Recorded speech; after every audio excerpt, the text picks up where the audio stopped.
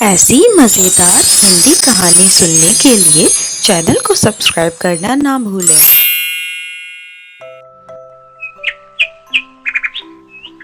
एक छोटे से गांव में भीमा नाम का मछुआरा रहा करता था। भीमा के परिवार में उसकी बीवी कमला और एक बूढ़ी माँ रहा करती थी। भीमा एक बहुत ही ईमानदार और बुद्धिमान व्यक्ति था। उनके घर के हालात कुछ अच्छे नहीं थे, वो काफी गरीब थे। भीमा रोज सुबह मछली पकड़ने के लिए नदी पर जाता और वहां से जो भी मछलियां पकड़कर लाता उन्हें बाजार में बेचकर जो भी पैसा उसे वहां से मिलता था उससे वह अपना घर चलाता था। रोजाना कमाकर रोजाना खाने वाला हिसाब था। उनके पास बुरे समय के लिए कोई भी जुड़े हुए पैसे नहीं थे। भीमा को भगवान पर बहुत विश्वास था। वो सुबह नहा धोकर और नदी पर जाकर काम करने से पहले हमेशा भगवान का स्मरण किया करता था। एक दिन भीमा जब घर से नदी पर मछली पकड़ने के लिए जा रहा था तब उसकी बीवी कमला कहती है, सुनो, आज काम पर मत जाओ, आज माँ जी की तबीयत ठीक नहीं है, पता नहीं कब किस चीज की जरूरत पड़ गई तो। भाग्यवान, अगर आज मैं मछलियाँ पकड़ने के लिए नहीं गया तो रात का खाना कहाँ से आएगा? क्या तुम्हारे पास कुछ पैसे हैं? नहीं नहीं, मेरे पास कोई पैसे नहीं हैं और खाना खाने के लिए खाना तो लाना ही पड़ेगा, इसलिए आपको तो बाजार जाना ही पड़ेगा। और हाँ, आते वक्त माजी की दवाई भी लेकर आना। ठीक है, मैं अब नदी पर मछली पकड़ने जा रहा हूँ। क्या पता आज कोई बड़ी मछली हाथ आ जाए और उसको फटाफट बाजार में बेचकर खाना और दवाई लेकर आऊंगा।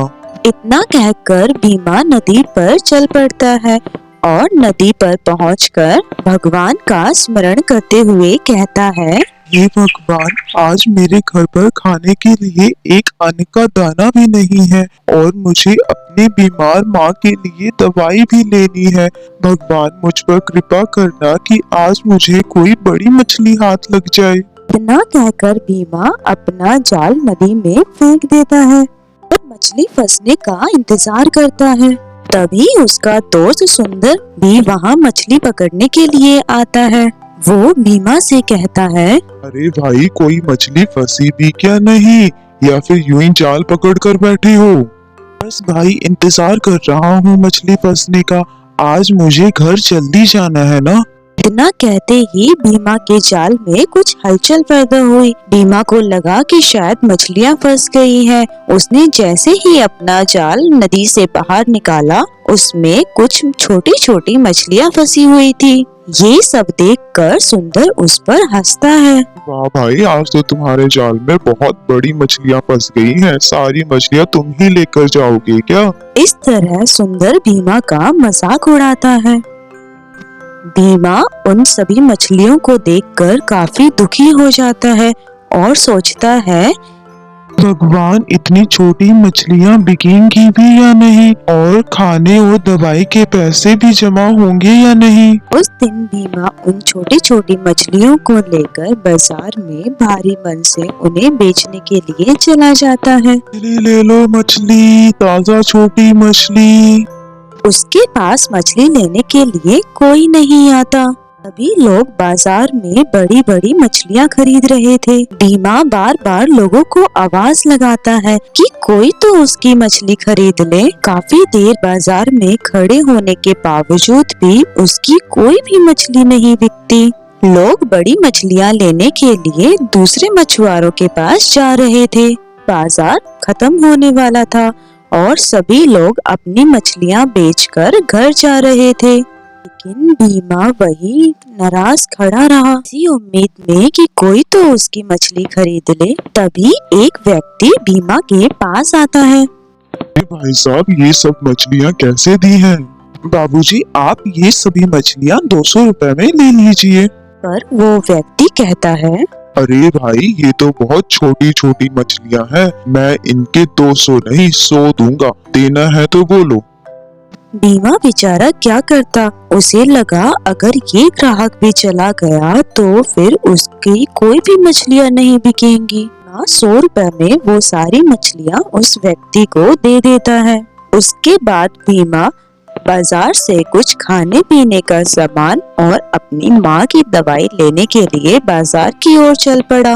उसे पीछे से कोई आवाज सुनाई देती है। अरे बेटा, कोई इस बुढ़िया को खाना खिलाएगा? मैंने 2 दिन से कुछ नहीं खाया और अब मुझ में इतनी शक्ति भी नहीं कि मैं चल पाऊँ। बीमा पीछे मुड़कर देखता है, उसे एक बुढ़िया दिखाई देती है जो कि देखने में बहुत कमजोर और बीमार दिखाई दे रही थी। बीमा को उसे देखकर उस पर दया आ जाती है। बीमा के पास पहले ही पैसे बहुत कम थे, लेकिन वो उस बुढ़िया की मदद किए बिना आगे नहीं जा पाया। उसने पास के ठेले से ही कुछ पैसों के केले खरीदकर उस बुढ़िया को दे दिए। बुढ़िया बीमा से कहती है, बेटा तुम बहुत अच्छे हो, तुम्हारा दिल बहुत बड़ा है। यहाँ से इतने सारे लोग गुजरे लेकिन किसी ने मुझको पलटकर भी नहीं देखा। तुमने मेरी इतनी मदद करी और मुझे खाने को भी लाकर दिया। तुम्हारा बहुत बहुत शुक्रिया।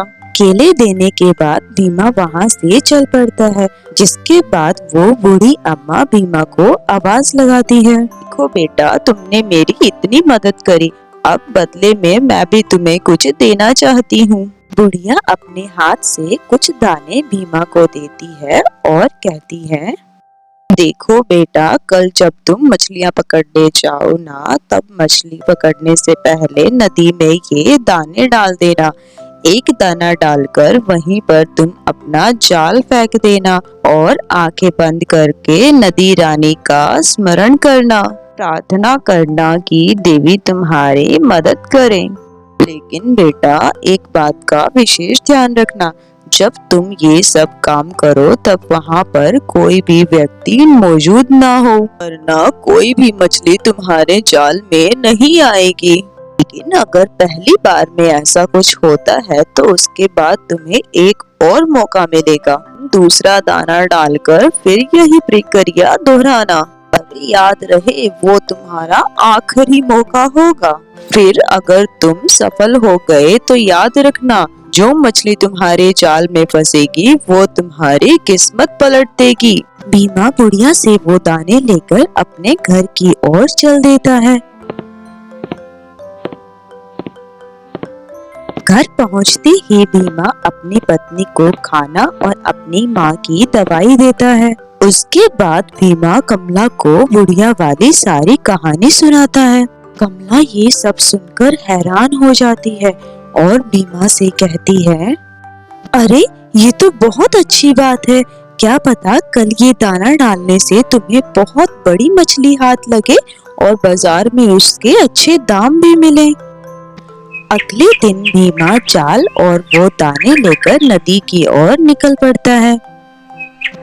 नदी पर पहुंचकर वो भगवान का स्मरण करता है और एक दाना निकालकर उसे नदी में फेंक देता है। वो मन ही मन सोचता है, हे भगवान, आज मेरी मदद करना। जैसा कि उस अम्मा ने कहा था कि आज कोई भी मछली पकड़ी जाएगी तो वो मेरी किस्मत बदल देगी, मेरी मदद करना प्रभु। तभी बीमा के जाल में कुछ हलचल होने लगती है। उसके बाद बीमा जाल को बाहर खींचने लगता है, लेकिन बीमा से वो जाल अकेले खींचा नहीं जा रहा था। तभी वहाँ सुंदर आ जाता है और उसकी सारी मेहनत पर पानी फेर देता है। सुंदर बीच में ही बोल पड़ता है, अरे भाई, आज तो लगता है बहुत बड़ी मछली पकड़ने की तैयारी है तुम्हारी। हाँ, सुंदर को वहाँ देखकर बीमा निराश हो जाता है। वो समझ चुका था कि उसकी अब तक की सारी मेहनत बेकार गई और जब तक सुंदर वहाँ है कोई भी मछली उसके जाल में नहीं फंस पाएगी। तभी अचानक नदी में बहुत जोर जोर से लहरें उठने लगती हैं और कुछ मरी हुई मछलियाँ नदी के किनारे आ जाती हैं। ये नजारा देखकर बीमा बहुत चिंतित हो जाता है और सोचता है, अगर सारी मछलियाँ मर गई तो अनर्थ हो जाएगा और हमारे हाथ कोई भी मछली नहीं लगेगी। सुंदर को वहाँ से भगाने के लिए भीमा के दिमाग में एक तरकीब आती है और वो कहता है, लगता है आज नदी में बहुत भयानक तूफान आने वाला है। इससे पहले कि हमारी जान चली जाए, भागो यहाँ से। सुंदर ये सब सुनते ही अपनी पकड़ी हुई मछलियाँ लेकर अपने घर की ओर भाग पड़ता है। वहीं भीमा भी उसके साथ वहां से भागने का नाटक करता है। अब भीमा के सामने कोई भी रुकावट नहीं थी। वो फिर से नदी का स्मरण करते हुए एक दाना नदी में फेंकता है और नदी की देवी से प्रार्थना करता है, हे देवी माँ, मुझे क्षमा करें। मेरी गलती की वजह से आप इन मछलियों को ना मारें। कृपया माँ, आप शांत हो जाएं और मुझे एक बड़ी मछली प्रदान करें। इतना बोलने के बाद नदी का जल शांत हो जाता है। इस बार भीमा की मेहनत रंग लाती है और उसके जाल में एक विशाल मछली फंसती है। मछली का रंग देखते ही भीमा बहुत खुश और हैरान हो जाता है। वो एक सुनहरी चमकदार मछली थी। इतनी सुंदर मछली भीमा ने पहले कभी नहीं देखी थी। धन्यवाद देवी माँ, तेरा लाख लाख शुक्र। अरे वाह, आज तो मजा ही आ गया। सबसे पहले इस मछली को घर लेकर जाता हूँ। जिसके बाद भीमा बाजार की बजाय घर जाता है और घर जाकर सबसे पहले वो अपनी बीवी को वो मछली दिखाता है। देखो भाग्यवान, आज उस बूढ़ी अम्मा की वजह से ही मुझे ये इतनी बड़ी और सुंदर मछली मिली है। इसका मतलब है उनकी कही हुई हर बात सच है। लेकिन उसने तो ये कहा था कि इस मछली के मिलने के बाद मेरी किस्मत पूरी तरह से बदल जाएगी। लेकिन अगर इस मछली को मैं आज बेच देता हूँ तो इससे मिले हुए पैसे तो कुछ ही दिन में खत्म हो जाएंगे। जरूर बूढ़ी अम्मा कुछ और कहना चाह रही थी।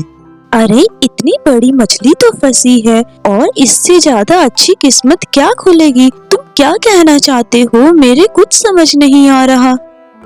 काफी देर सोचने के बाद भीमा उस मछली को काटता है।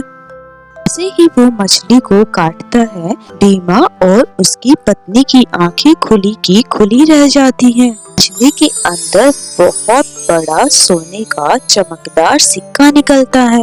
देखा, मैं कह रहा था ना, बूढ़ी अम्मा जरूर कुछ कहना चाहती है। अगर ये मैं मछली बेच देता तो ये सिक्का यूं ही मछली के साथ किसी और को मिल जाता और अब ये सिक्का बेचकर मुझे इतने पैसे मिलेंगे कि मैं कुछ और नया काम धंधा शुरू कर पाऊंगा। कमला और भीमा बहुत खुश होते हैं। भीमा पहले बाजार में जाकर उस मछली को बेचता है, जिससे उसे काफी अच्छे पैसे मिलते हैं। बाद में सोने का सिक्का लेकर बाजार में जाता है, उसे सुनार के पास बेचने के लिए। सोने के सिक्के के बदले उसे बहुत सा धन मिलता है। अब भीमा की गरीबी दूर हो गई थी। वो उसी रास्ते से जाता है जहाँ उसे वो बूढ़ी अम्मा मिली थी। वो चाहता था कि वो उस बूढ़ी अम्मा का शुक्रिया अदा करे, लेकिन उसे वो बूढ़ी अम्मा कहीं नहीं दिखाई दी। उसने बहुत उसे आसपास घूमकर देखा, लेकिन वो बूढ़ी अम्मा उसे कहीं नहीं मिली। तभी भीमा मन ही मन सोचता है कि भगवान ने उसकी मदद के लिए कोई फरिश्ता नीचे भेजा था। कुछ ही दिनों के बाद भीमा ने अपना एक नया काम शुरू किया और देखते ही देखते अपना एक पक्का मकान भी बनवा लिया। देखते ही देखते भीमा काफी धनवान बन जाता है। इसके बाद से भीमा अपने परिवार के साथ खुशी खुशी अपना जीवन यापन करता है।